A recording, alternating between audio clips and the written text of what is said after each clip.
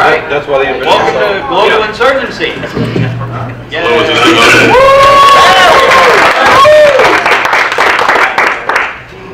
All right. We're going to let our panelists introduce themselves, their area of expertise, and then talk about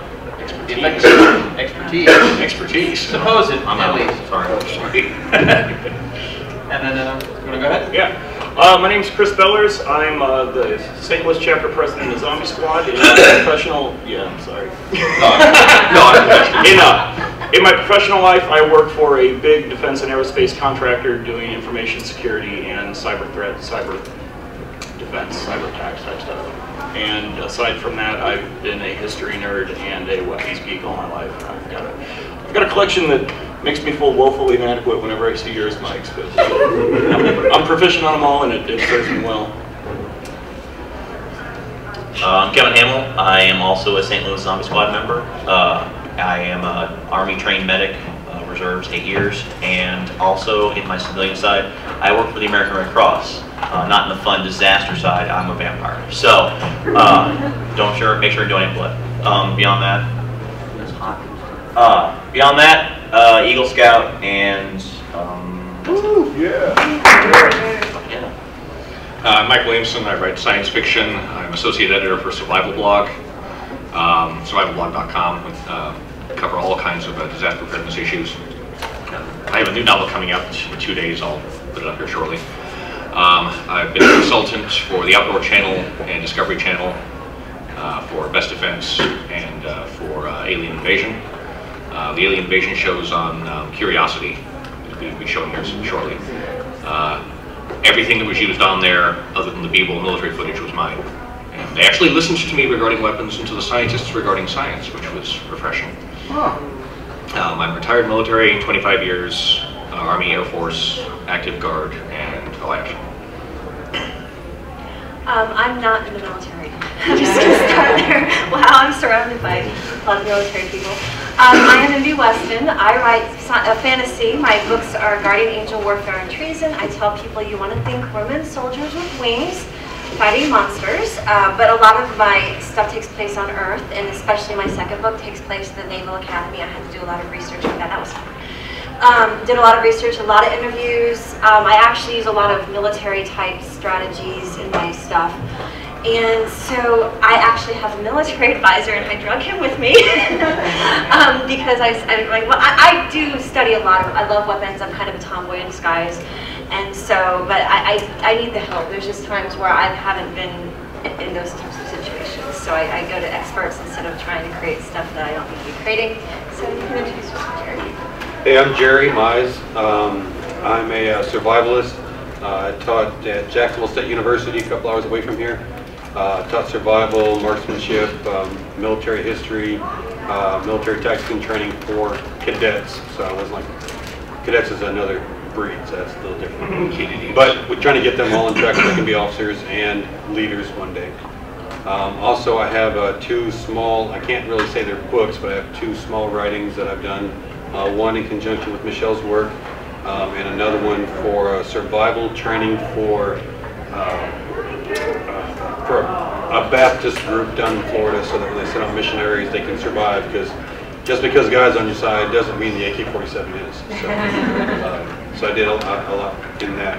Other than that, I'm actually working in the Walk of Fame author group down in what is the height? Marion, that's right. It's in the economy of Army guy, by the way. I'm Ted Roberts.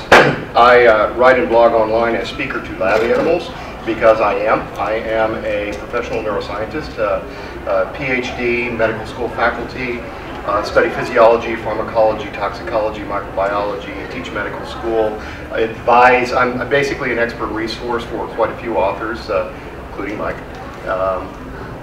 And I'm working on what I call the Lab Rat's Guide to the Brain, which is trying to get the science right, get the brain science right, so we don't have any Dr. Crusher's stupid quotes. I'm blogging it. I also am not in the military. However, I'm working on neuroprosthetics and a number of programs such as that, which means that I'm funded by a 5-letter agency. And And I can talk the talk to a certain amount because I'm the guy that has to translate between the Ivy League intellectual researchers and the military operators. You poor bastard. Yes, thank you. So, insurgency. Yes. All right. There's two major categories for insurgency. There's low-level individual actions, like recent attacks on military bases, the attempted bomb in New York City, most of which are not very effective. It's just sort of a social uprising by a particular group. And some are inevitably going to be effective, some have been. That can have an effect, but it's longer and slower. And then there's organized direct assaults. I'm going to violate the rules here, such as September 11th. Direct. That's not well, it's not this year, okay. And similar attacks where it is orchestrated, is organized, and is large scale. Let's go from there. I think that one of the newer threats that we're seeing arrive that looks like it has the potential to be frightfully effective is the idea of computer-based attacks. Yes. Just like how the Iranian government mysteriously had all of their nuclear centrifuges go offline and shred themselves to death, and everyone's singing, whistling a merry tune while that happened. I mean, I think the consensus on that is that that was a national level virus that somebody, maybe us, maybe Israel, someone put on their systems and it sabotaged all their industrial controls. And the good news is that you can effectively take out a bad guy's national, their industrial infrastructure that way. The bad news is that we all run on that same exact kind of infrastructure. I think that as more and more systems get interconnected, we have a lot more potential for mayhem being wreaked on a large scale through that mechanism. And while that may not be, buildings falling down, if the buildings are uninhabitable because there's no power and no one's there to work on them, I think that if we get into a scenario like that, you may find that has just as wide implications for financial systems and for just the way the society functions as an actual bricks and mortar building collapse attack. Well, for example, there's the FAA's computers are woefully outdated. But the irony of it is, in a lot of cases, the updating of them brings as many new vulnerabilities as it brings capabilities. Yes. So take a case in point, like the power grid, right? In years past, you'd have substations with guys in them that are manually flipping relays and making connections between grid junctions to connect. Like if Nevada has extra power and California needs power, some guy would sit there and flip a switch that would send X number of megawatts over the line. Anymore, in the interest of economy and making the grid more responsive, there aren't guys working there anymore. Those are all automated systems that are being flipped, either by demand or by remote instruction. And as we get into more pervasive automation like that, Don't cover that. Testing. as we get into more pervasive automation, there's just more and more opportunity for that sort of thing. I think what's interesting though is that old is new again, because back in, we went through the whole Cold War thing for some, some of you still remember that. But it seems, as archaic as that seems, newer thought processes are coming through to where we need to go back to that old system of compartmentalizing our individual systems to help eliminate that threat. Because if you're on your own power grid, if you're on your own internal system, then there's less vulnerability to those attacks. So without going too far into anything secretive, but know that your government knows the guys that do the bad stuff, so therefore they have the countermeasures in place, we hope. There's also there's simple hacking for resource acquisition. Last year, I had some strange charges start showing up on my credit card. $1.50 here, $3.40 there, small stuff. They're hoping you won't notice it. It was for vitamins and health food products. And turned out a couple months later that Aldi food stores had all their brand new credit card swipers, debit machines, had been corrupted on installation. Someone had gone through Ohio, Indiana, and Illinois, when they were corrupted as they were installed and swiping data. And then my wife got a new debit card. She called to authorize it, got a message to call the bank. It had the information had been corrupted before she even got the card. But people will be using this to finance their operations. In that vein, on the the large-scale money that happens through electronic transfer happens via program trading on big stock markets, right? What used to be day trading 15 years ago is now turned into, you can't really day trade effectively and work arbitrage on markets because, Goldman Sachs, all the big companies have giant rooms full of machines that are on extremely low latency circuits to the stock exchange that do this on the scale of microseconds. And what has turned up as a big concern in the last couple of years is if you can even introduce a little extra latency on that circuit, you can get in $1 billion worth of trades before everyone else can. And if someone had a way of slowing down other people's circuits, even for a millisecond, and I mean, like when you're talking about playing a video game online, if 20's fine and 21's just about as good as 20, but I mean, that extra 1,000 microseconds makes a huge, huge, huge difference on global markets, and people, I mean, fortunes are won and lost on it. And if someone can manipulate, if someone can manipulate the latency on the circuit a little bit while their trades go through and someone else's doesn't, it's instant money just because your transaction got there and the other guys didn't. And Bin Laden's organization did that on September 11th. And one of the things it's telling is, when was the last time we saw a disruptive virus or worm? One that was designed simply to do nothing more than be a pain in the ass. Does Anonymous count? Because the point is that we're not seeing the October 22nd worms or whatever they were, the things that they're purely designed to be disruptive. The reason is because when a virus, a worm, or a Trojan is disruptive, it calls your attention to the fact that your computer is compromised. There is a major vested financial and intelligence interest in making sure you don't suspect that your computers are corrupted. Well, it's just like a biological virus. I mean, Ebola is frightfully harmful to people, but it spreads and it burns itself out so fast that that people notice that people are dropping dead with blood coming out of their eyes and take appropriate measures. Blood coming out of their eyes, Mike? Yeah. The Alien Invasion show had people with exploding eyeballs. But if you take something, something benign, like the flu, but even the flu makes you sick. Like HPV. I mean, so many people have that, and no one knows. And I mean that is the essence of a successful computer virus, as it is in a biological virus. Is if it can replicate itself and put itself on as many hosts as possible. As long as what it does never breaches the pain threshold, people don't know about it and aren't prone to do much about it. I was just saying, your experience in IT, is it your countermeasures that are ineffective, or is the people who are responsible for changing their passwords and making those changes, is that the majority of those threats? That's two entirely separate threat models. So you have insider threat that you worry about, and then you have external threat. And I work on networks that are both air-gapped and sealed off from the outside world, as well as ones that are connected.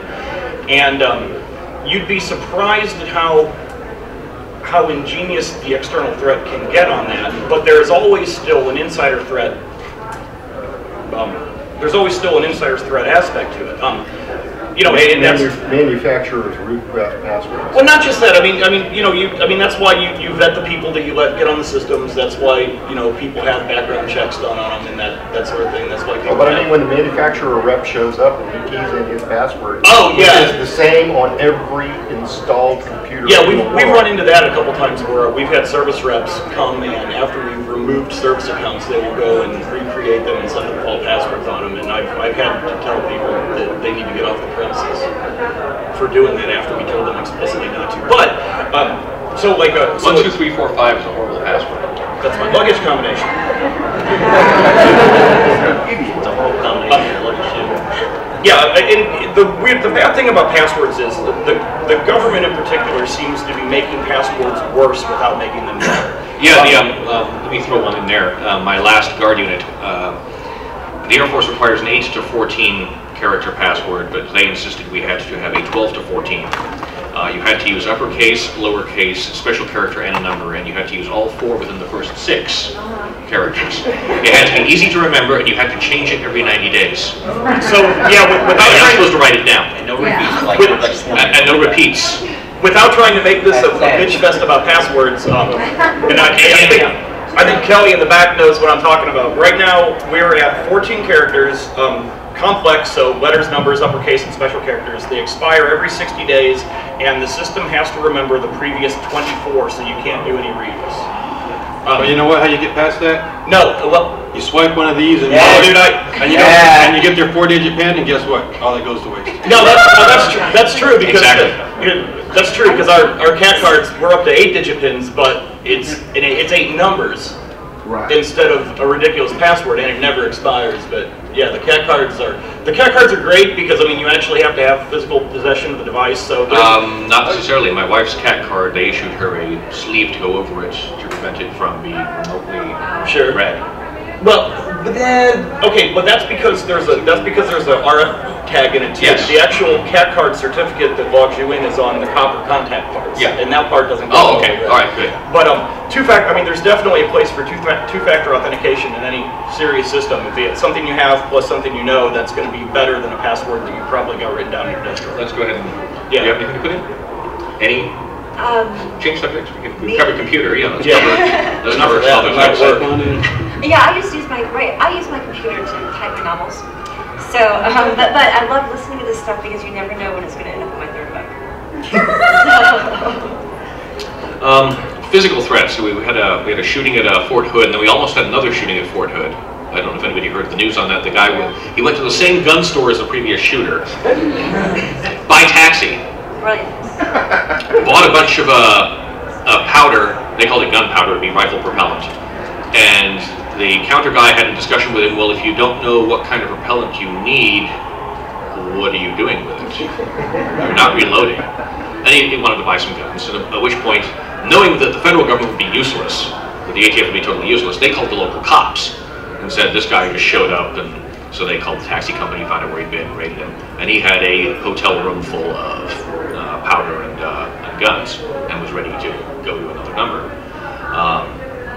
If I could real quick note, Yes. but the interesting thing about that is that even after all those signs were there, they still talked it over that night and didn't actually call till the next morning. Yes.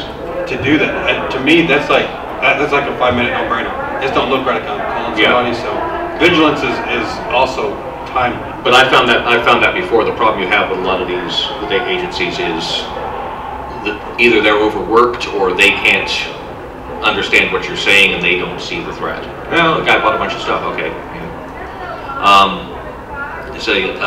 In fact, Oleg Volk and I, a photographer, had this discussion several years ago. We were doing a shooting at a camera shooting at Fort Benning. we were shooting the snipers. We were shooting the sniper school, and we unloaded before we got to the gate. He did eventually. And we got on base, and he said, "Well, how many people here are actually armed?" And I said, "The federal police at the gates, a couple of the MPs." He said, "So what happened if someone went on a shooting spree?" I said, "A lot of people would die." Yeah.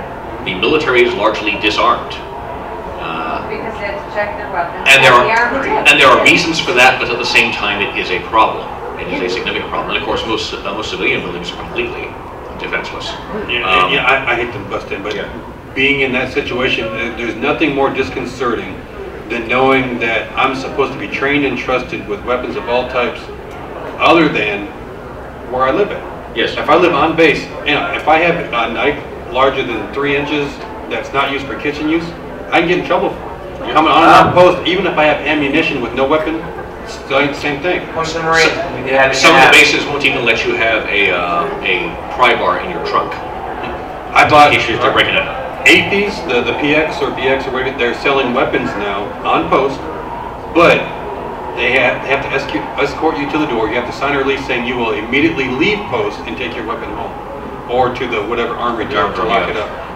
To me, it's ridiculous, but it's also that's more political than probably. And if there are any writers out there, by the way, if you are writing these types of novels, you do need to know these rules, because if you have a character who has a weapon on base and he's really not going to have to, or if he's in uniform, they even have you guys have rules about like what uniform. And I actually had to ask someone, okay, what kind of this character needs a weapon. There was no way he could have a weapon. I had to change the entire plot line. So if you are writing, pay attention to these guys because people will read it and they'll go, you're wrong. So shameless plug. In this universe, the military get to shoot their weapons. They keep them. They carry them everywhere. Oh, that's nice. Oh, that's so much easier. If the guy's on leave, he has a pistol at least. Yeah. See, this is one of the frustrating things about being an academic. Okay? See, I'm not allowed to carry. Right. And this is Oh, why I'm pardon? Move to Georgia. I suppose. Do they get you guns so, whenever so you're if you've ever been in, No, I live in a small city, and I spent 6 hours in the emergency room with a relative last month ago, and I'm watching all of the back and forth, and there was one treatment room that had a police officer sitting in a chair outside. I was the only obvious armed person in an emergency room that at any given time was treating more than 100 patients. And we know that there are people coming in here with, who knows what, and family members, and it's not like there was a metal detector at the door. So if somebody walks in carrying something in their pocket, either a great big old knife or a gun or whatever, and you have a whole bunch of hospital workers who are unarmed. It takes a Columbine type incident at a hospital. But they still in order haven't. for that to change. They still haven't properly addressed that. I had a credible threat because of an individual who was mentally unstable that actually bothered the entire department. The entire department went home because of an incident, and come to find out that there was reason to believe that this person might actually blame me for some of the incidents. Totally different department. I mean, but I was peripherally involved, and I have a discussion with my chair, and she says, this could be a threat. I said, then you're going to have to look the other way. And she looked at me, and her eyes narrowed, and then she said, okay, I know what you mean. We have a question back there. Oh, go ahead. Yeah. Go ahead. Are you saying that the option is to have more police officers? And No. more army Well, the problem with having more police or more any government agents is that to get more, they have to lower the standards so they can acquire them. Lower the pace they can afford. Wait, you mean And lower the pace. Keep in mind, top-notch? Lower the pace they can afford them, and that increases the risk factor of infiltrators. It also means you have the coordination issues.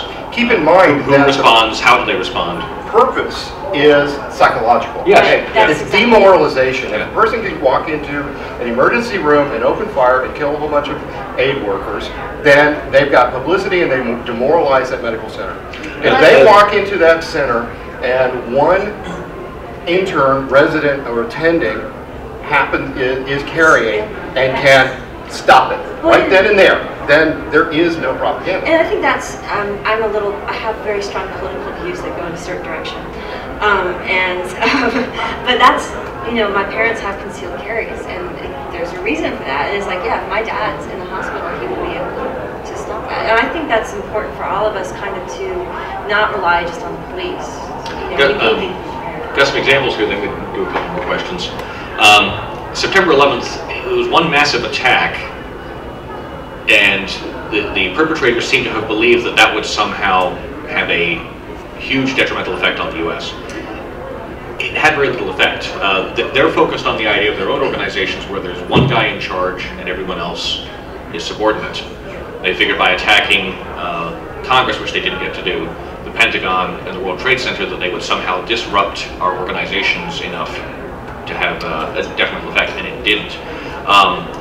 Examples of what they could have done to make it worse. If they'd attacked another plane after they started flying again, that would have been the end of air travel. If they paid 50 people to park 50 empty Ryder trucks in front of 50 federal buildings, guy just shows up, parks the truck, gets out, and walks away. All those buildings would have been locked down. Entire cities would have been vacated. Psychological. Yes. And the worst you can do to that guy, he says, well, the guy paid me to show up here with a truck and said he'd come back in an hour and he'd need me to help him load it. I was going to go get lunch. The worst you can do is nail him for illegal parking. There's no way you could prove that that individual had complicity. They could have attacked the Thanksgiving Day parade. you showered glass down on all those spectators, or New Year's Eve. Any of the big sporting events, there's lots of events they could attack, and they haven't because they're stupid. Don't give them. Yes. Well, look at the anthrax attacks that happened after 9/11. I Yeah. mean, those were. My sister was at Princeton during that time. I mean, I was kind of freaked out because I never think anthrax. Question there? I write critical incident response plans for the feds and some other larger quiet sites, but getting a forum like this, if you had this many people that were that concerned with it, that we get rid of the civil and money disputes of what our government spends their money on, they pay me more than an entire plan to mitigate problems for years to come. I mean, if I walk into a quiet site or a federal building and my cat card, and I can usually walk in as armed as I want to be without anybody knowing about it, because the guy standing in front of a pass-through is lowest bidder out there, and can't take it out of the desk if you wanted to. I was involved in an incident years ago, and the end result was that my firearm wound up in police custody.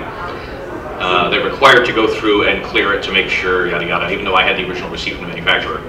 So, and this was it was just before September 11th, I went in afterwards. Went into the City County building.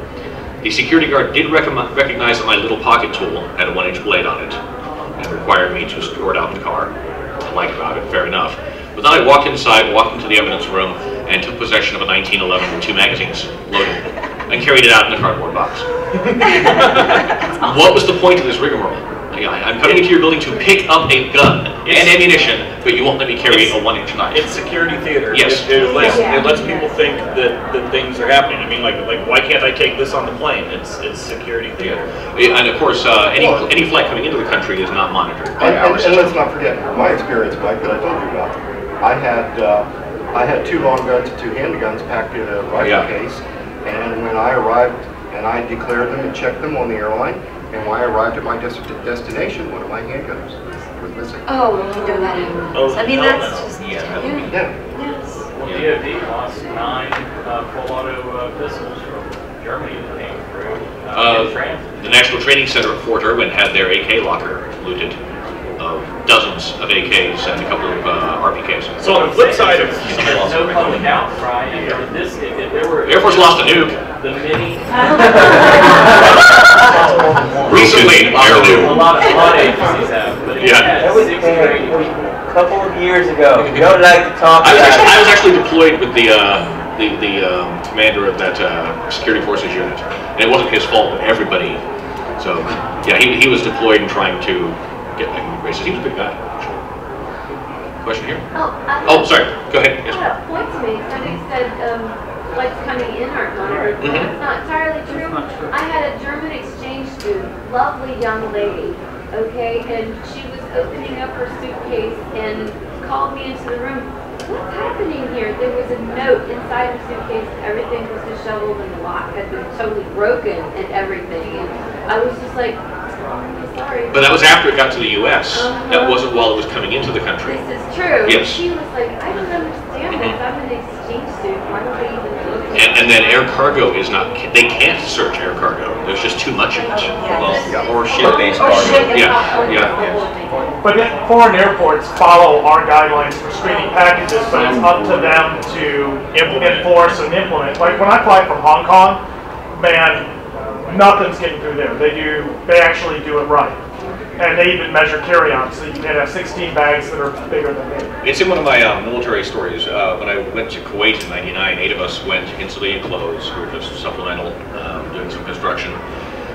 We flew into Heathrow, landed on the apron, had to bus in, shuttle in, and then walk into the terminal because they didn't have enough slots. At which point we had to go back through security. They didn't have any wands. They had this Far Eastern gentleman, he was Bangladeshi, didn't speak English. They had to pantomime to him to put his stuff in the tray, and then he had some coins and some paper clips, and everyone else is waiting while they do this. And then they sort of do this and send him through. Our NCOIC walked through, the scanner beeps, they take his trench coat, hang it over the railing, check his arms, check his waist, and hand him back the trench coat.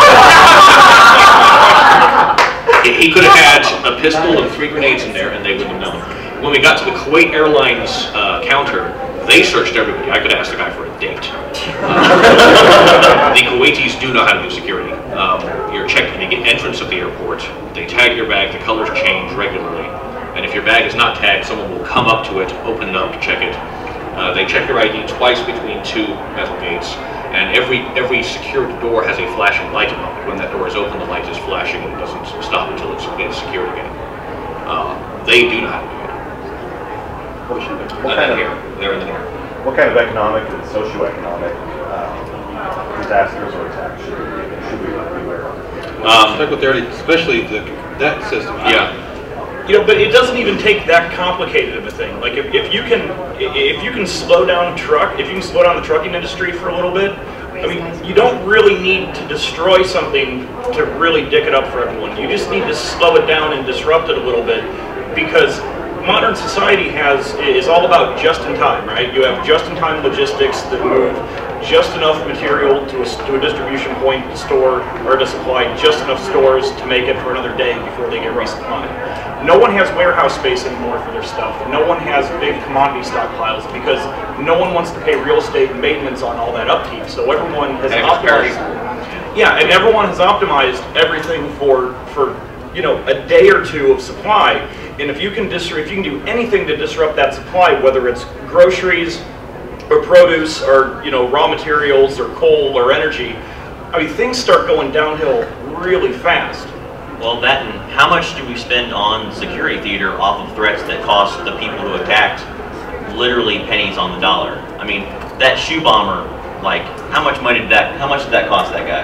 Like $20 or it didn't work, yeah. And it didn't work. But anti-bomber. But how much money are we spending on responses? Yeah, there you go. Yeah, the underwear bomber had $40 of explosive and a freaking piece of fuse in his pants, and we've spent like $50 billion in those magical naked machines.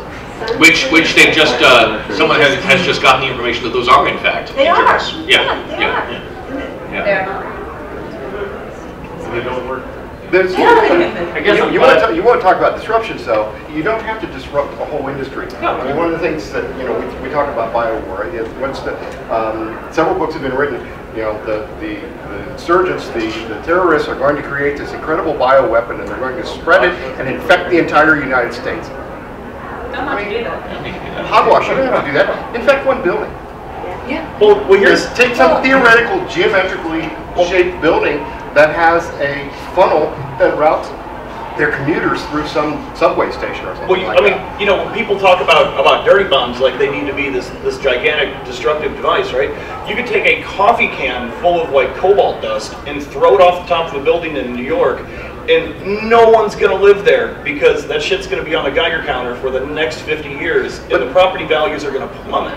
But if you want to do an economic disruption, all you have to do is, find some agency that does a lot of economic business. And you make everybody sick for a week. And you've got market disruption, and you've got, the just-in-time disruption because these people can't come in and do their jobs. Well, and you also have, just if you look at, you've got people who are doing the stuff, but then you also have to look at the American, and not just the American, but just the stockholder in general. I mean, you watch what happens when one little tiny thing goes wrong here, which can easily be fixed in 3 or 4 days, and the markets go up or they go down. That in itself, if you have people smart enough, which hopefully will go into theory that you can really manipulate stuff. I can see how just doing one thing over here can cause tremendous ups and downs. And that's where the program trading, the automated program trading comes in, because if you can put something in a tipping point that gets the machines auto trading and they start auto selling, like there was I think a year ago or so when the Dow spiked itself, and it was completely it's completely bogus. It was just like someone mistyped a zero on the exchange at 10 times the volume they wanted to, and the robots all just went, oh my god, sell everything! We'll take a couple questions to catch up. I buy bullion for long-term storage, and one day, this was years ago, I watched silver go from $15 an ounce to 14 back to 15 in the space of 30 seconds. And that was a legitimate trade. Somebody just dropped 1 billion ounces bought 1 billion ounces and pocketed the Arbitrage. Yeah. Wow. Yeah. Wow. You cannot day trade or compete against these people. You're a cockroach in elimination. Did we answer your question? Did you? No, I was going to, because it concerned me when you said the attacks of 9/11 didn't have a really big impact. Not the impact they intended. Physically, they did. Oh, absolutely, yes. Yeah. And not to mention recruiting. Yes. You know, it's, on our soil is one thing, but for recruiting, just the fact they got it done, opened up a whole new. Yeah, they proved we weren't invulnerable. Yes. We're talking about how inadequate we are when it comes to defenses in these areas. We're not inadequate, we're just not properly trained. What are the first steps you would say that we can take to make that better? Personal awareness. If you see something unusual, say something to someone who can deal with it. If they don't take it seriously, tell someone else. I agree. The idea of that's somebody else's job to fix things Personal responsibility. is I think endemic to the problem. Where people say, "Oh, well, they see something that's obviously looking sketchy, and they say, well, like the guys at the gun store with the powder, right? Yeah. It took them a day to report that, and that was probably a night of them sitting around saying, "Man, should we do anything? Man, it's not our problem." And then eventually I they realized it was their problem. It was more likely, is the ATF going to do a damn thing? Yeah, and just looking at, like, for instance, bingo, 9/11, you know, you've got 2 planes that go down. And, I know, I'm sorry. Then you've got the 3rd plane where they figure out what's going on. Yeah. So then you look and you see people even now who might have been ignored a little bit on planes. Now it's passengers they're not just sitting back anymore. Even in popular culture, did anybody watch, like, was it all the Chuck Norris movies and everything where everybody was little sheeples and everything sitting there and they're waiting for Delta Force to come rescue them? Guess what? No. I don't know. I know some people here are old enough. There was a spate in the early 70s of hijackings to Cuba. In 1974, I think it was like every 3 days, some idiot stands up with a gun. This plane's going to Cuba. They go to Cuba. The Cubans even had a procedure set up where they had fuel and air maps for the crew. They'd wait till the guy came out. They'd shoot him, and then the plane would go. And that's where we got into this mindset of you don't argue with the guy, you just ride out the flight, and eventually it'll land, and then everything will be okay. And September 11th proved that that has completely changed. Since then, if somebody has stood up and done something stupid, they've been dogpiled.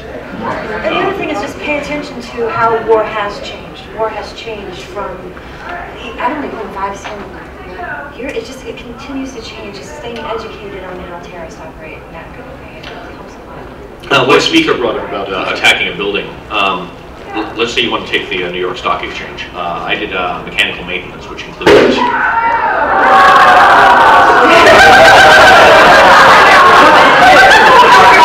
You know what? This happened last year on the same. When the lights went out. All of you have flashlights. I was so But heating, ventilation, and air conditioning is one of the things I did.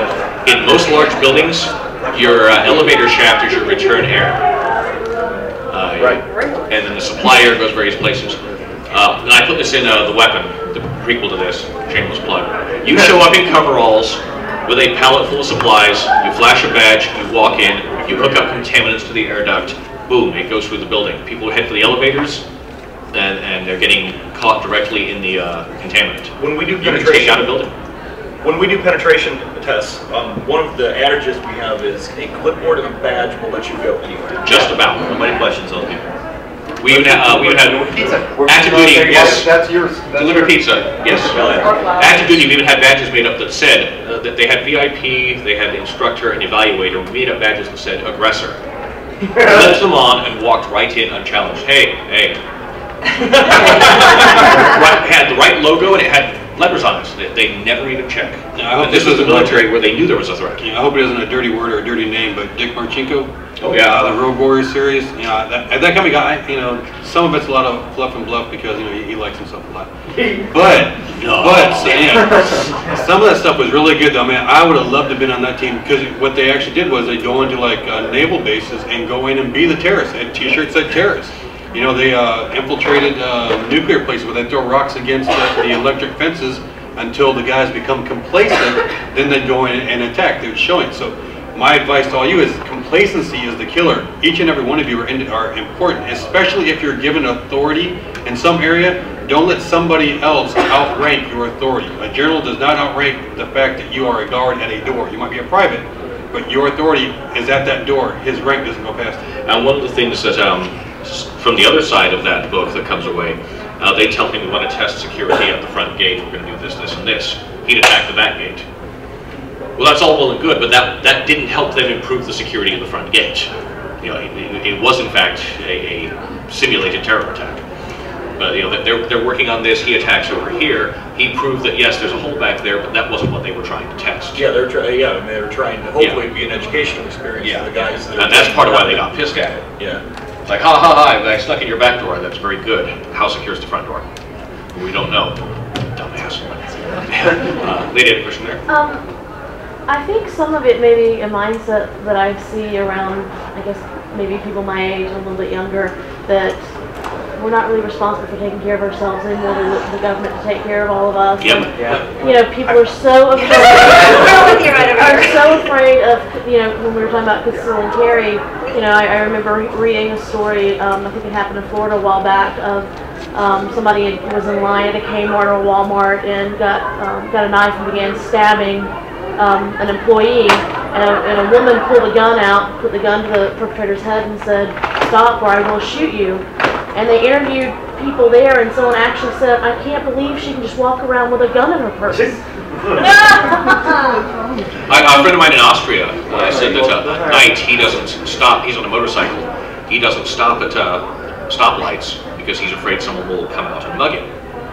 And when I mentioned, we carry guns, he says, well, I feel much safer knowing that only the police have guns. You just said you don't feel safe traveling around. It's hard to fight from a bike anyway. That's one of my big points. What you just said is we have what I call the pansification of America. Yeah. We're pansies, you know? And we know law enforcement, the vast majority of the time, is the cleanup. Yeah. You know, they rarely commit crimes.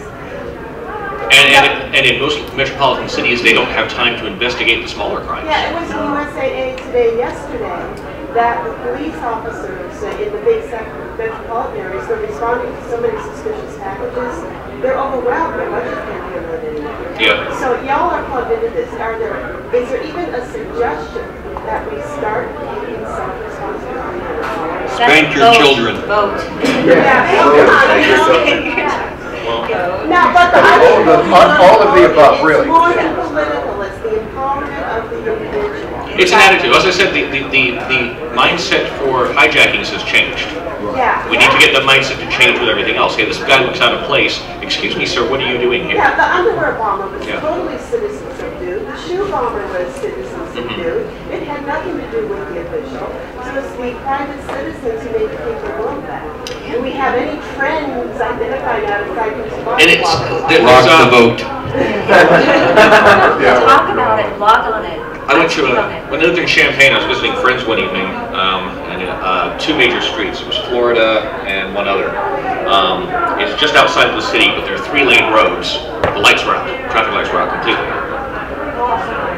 Someone who doesn't know that this is a 4-way intersection isn't going to see it. There's no street lights. You know, someone's going to wind up smashing into someone else at 50 miles an hour.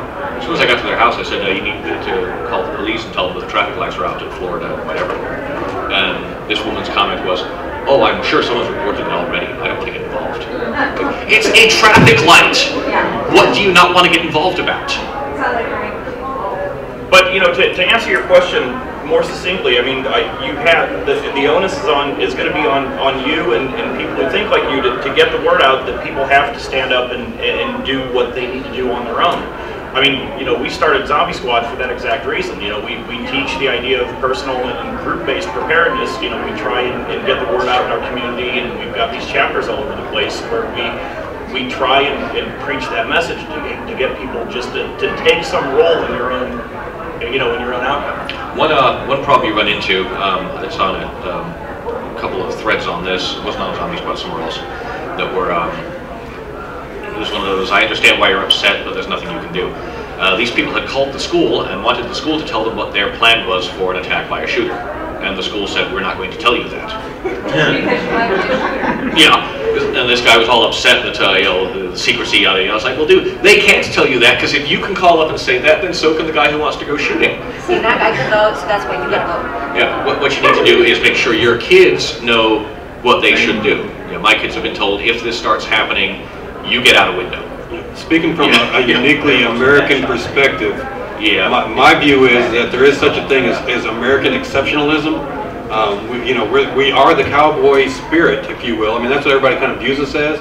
The more and more we get away from that, the less and less, the more. The bigger target we have painted on our back. Yeah, well, it's kind of like an emasculating of the nation, to use a man term, because we use a feminine term. neutered. That's right, I've been neutered, that's right. It's not fair of us to be better than everybody else or think we're better than Right, everybody else. and that's not the case. We are, and we should be, otherwise why is everybody else trying to come here in the beginning? So, yeah, we're from, exactly, so that's why we get back into defense of why can't everybody else say social relatives. Right, when you come here, you're supposed to be brought in, you're actually brought into this community, the United States, if you will, this community, and you're actually socialized to be an American, not to be, and please forgive me if anybody is out there, whatever, but Mexican-American, I hate that. You are an American that happens to be of Mexican descent. That's right, African-American, you're an American that happens to come, and how many people have actually been to Africa that are African-American? I was born in England, but I'm American. Yeah, I don't know where I'm from, so I'm American. I'm a mutt. So yeah, I think that's really, it's really a mindset, and I'd love for people just to get back on the bandwagon, America first, as a people, and let other stuff go by, and I think that'll change a lot of things. And keep in mind that part of the question about what can we do, what is our hope? Well, the very fact is we're sitting here talking about it. Yeah. And if something were to happen in one of these places, we saw it last year, the lights went out, half of the room had tack lights, and they had them out. There was a really loud noise, and I saw at least 5 people dip into their pockets. It's stuff like that. We won't speculate what you were reaching for. And the point being... Flashlights. Flashlights. But the point is, you heard the news this past week. They're giving away free tickets to the school kids in London for the 2012 Olympics, and I'm sorry, we're not going to give tickets to the shooting events because that's bad. And the outcry came out, you're stupid, and the government caved. The thing is that the people can affect our society. When something like that came out and everybody says, that's stupid, then the policy changed. And that's what we have to do. But you get vocal convention recently, acquaintance of mine was, well, I don't care even if they do strip searches as long as it makes us safe. Of course, I don't fly. Like, well then shut up. This is not your debate if you don't fly. We got some questions too.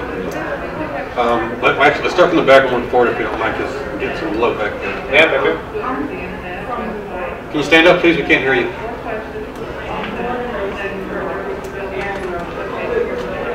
First of all, I think that neighbors need to and my neighbors are coming out. I come up. But I also think that people need to understand their geographic distances. There are 8 million people in the world. I don't want 4 million on camera. I just don't. And you're right, but and I understand that it works in it's one of those things you can't do overnight, yes, because it's a cultural change. Exactly. And also the thing is that, and this gets into like states' rights and things like that, because what works best for New York doesn't work in Alabama. So that's where a lot of political charged stuff is coming from these days. If New Yorkers think it's best for them to not have guns, even though it is a constitutional right, just saying. But if somehow they can get around that and they say no, then that's good for New York. But at a national level, that's where people start getting upset if you try to push, and not you, but first of all, for the record, there's New York State and then there's New York. Right, you're right. Yes. Yeah. And let me close I on to you. don't necessarily agree, but New York has the right to say it, to live itself. The problem is when the mayor of New York wants everyone else in the country to change their rules. Yeah. Right. Okay, and this has been you've got 2 guys, and please, you got 2 guys raping a girl, and they tell you to leave. You can't do anything about it. Something's going on right then. You have no means. You're not big enough to take on these 2 guys. So how do you help? I was myself and my neighbors that you don't need to have a right. It depends on the circumstance. But that doesn't cover all circumstances. Yeah. The gun is the equalizer. But we're drifting here. Sorry. Yes. You don't need So, meanwhile, back at the Insurgency, Yes. you established that basically our foreign terrorists don't understand our culture, which is why they aren't properly attacking us to shut us down. Right. That the single shooters, single bombers go after a single location, and that really has a minimal effect, like the Columbines, like the Short term, it's a minimal effect. If it goes on long enough, it can have a And great we also effect. know that our infrastructure is so exposed that I can drop bags of flour in 7 major city water supplies or on the edges and shut down water across the nation. So what is going to be the profile of the local or basically the domestic terrorist group that is going to attack us because they know the exposures, because it's on the internet and everyone knows how to shut us down? By the way, let me clarify one thing.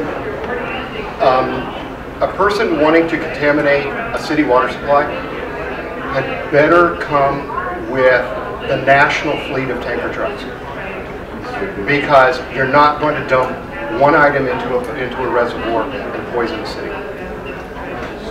Oh, The dilution factor. You don't have is to. A bag of flour would shut down the water supply. psychologically, yes. Yeah. But the truth of the matter is that that's not going to work. Right. Just So I can't just make wanna that let- my next just wanna dollar. clarify. We're buying bottled water now, and it's more impure than tap water. I mean, it's not going to take much. So where's that domestic terrorist going to come from? What is that profile that we should worry about? That's scary. I don't want to. Yeah. What is the profile? Well, and Or we say because there really isn't a profile. We've got small and we've got foreign, and really nobody's attacking us because nobody really cares. there's, for foreign attacks, it's a case where they have to get here and they have to do something that's effective. And there's different types of effective. They didn't accomplish what they wanted on September 11th, but they did accomplish a lot of other things.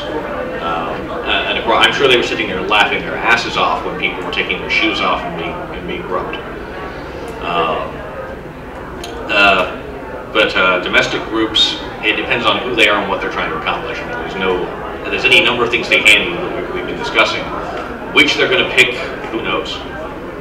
They've got to finance their operation, they've got to implement the operation. The cheap stuff they can do from home. That's why you have to all be prepared. Yeah. And the fact that we're just such a big nation, so dispersed. I mean, it's getting smaller, but we have our pockets, but you can only really target a city or something in order to make it effectual, I think. And this is psychological. I'm waiting for someone to set a bomb off in the line waiting for airport security.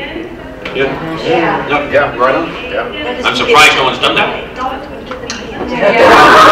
Risking us at the parking garage. Yeah, and where does it Anytime stop? you put a choke point there where there's not the airport and everybody goes outside. Yeah. And then Guess you what? Target rich environment. And then you could shoot us. Question there? I think what people are trying to find out is we're trying to expect what's going to happen to mitigate it. But we have 6,000 analysts, educated, very good analysts, working with the non-intelligence group of our administration currently. What did you just say? Non-intelligence group. Okay.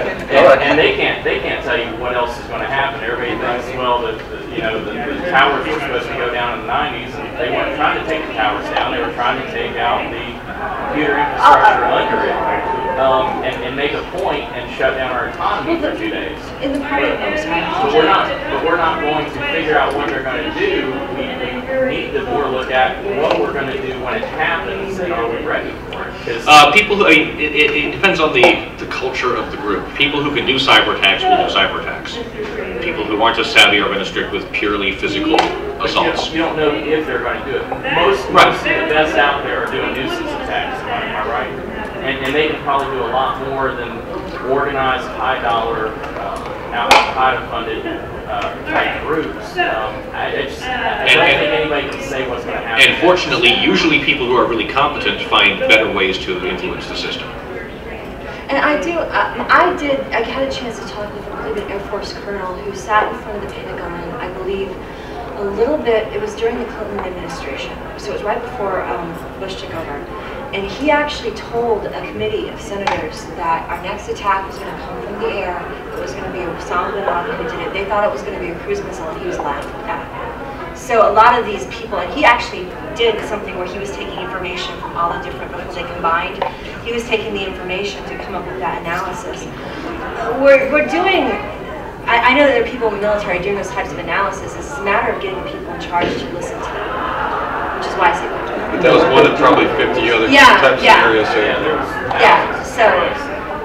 Actually, the gentleman in the back over there said it's for a while. Yeah, back there. Yeah, I think independent thought is key to identifying in your particular situation what you need to do.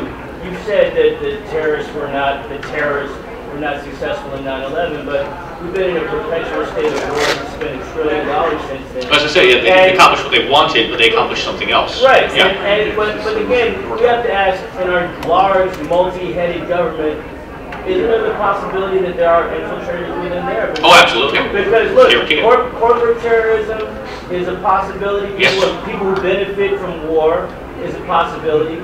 The last few profiles, I would say, from domestic terrorism have been former military and religious freaks. And you can look around and say, well, everybody should have a gun, but everybody's not responsible enough to have a gun. There need to be some kind of guidelines, I feel like, psychologically, to be able to tell, is somebody stable? And how are you going to do psychological tests on 300 million people? That's the problem, because we're in a free society. You can't, there's so many open areas. It's really up to us to think ourselves. Learn from Israel. The problem with love, that's a small country that this doesn't scale up. Right, yeah, but they have a lot of insight. Probably run into. On their airport locations with LL, their security is ridiculous. But again, they don't carry nearly the air traffic we do, so you can't scale it up correctly. Or the air cargo. Part of the problem you run into when you try and do this, Pearl Harbor is an example.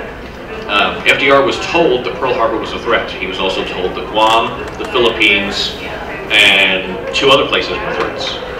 But they didn't have any concrete information. We expect an attack at one of these places sometime in the future. So what they did was tell those bases, well, go ahead and be on the alert for an attack. And they were. When they saw the attack, they responded after they figured out it was actually an attack. But, you can't... If you have too many threats going on all the time, you simply can't track them all, and you get lackadaisical. It's like, yeah, whatever. Let's also not forget that one of the issues was Singapore, Guam, Philippines, Hong Kong, Pearl Harbor were all targets. They were all attacked at once. And they were all attacked, yes.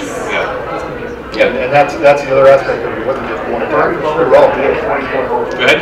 I have a rebuttal for you, if I may. But also, one thing we want to point out is that compared to all the gun violence that happens in the United States, how much of it is being perpetrated by legal carrying people with firearms? I agree. When they outlaw guns, only outlaws are going to have it. But those that are legally carrying because they've gone through their psyche valve, they've done their CCW permits, how many of them do you see committing violent crime? Right, but I think that moreover it goes, what a lot of people look at are the industrial complex of guns and not necessarily the individual rights of the gun owners. And to me, I'm more on your side, but because it's individual freedoms, it's an industry. You make a gun, I can't help what you do with it. We've drifted, but I've got a comment on that, and then we're going to wrap up, and he's got a giveaway here. Jews for the Preservation of Firearms Ownership. They went ahead, Jews for the Preservation of Firearms, jpfo.org. They compiled statistics. Every gun killing in this country is less than the number of people killed in concentration camps in World War II. You'd have to have 1,000 years of gun crime to equal what was done in a decade. This is something to think about. Yeah. Which is why we all have to be prepared. Yeah. Guns are not really a threat. Remember the Alamo. We have a giveaway. We have a couple giveaways. Zombie targets. Zombie targets.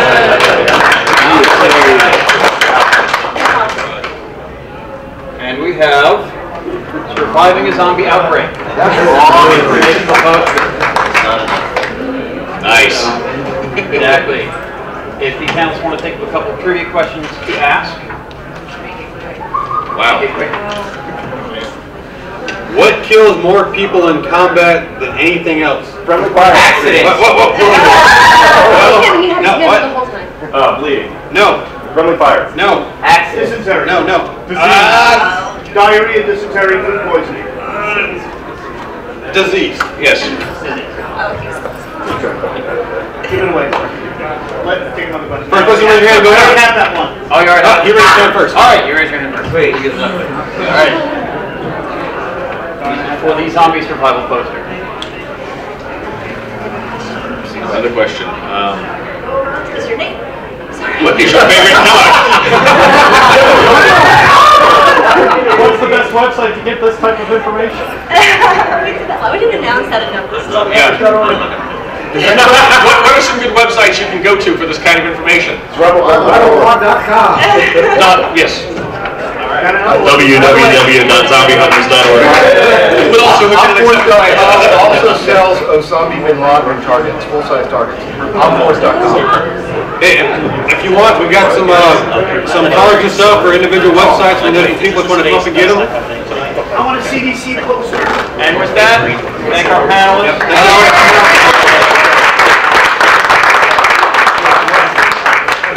I think I love it.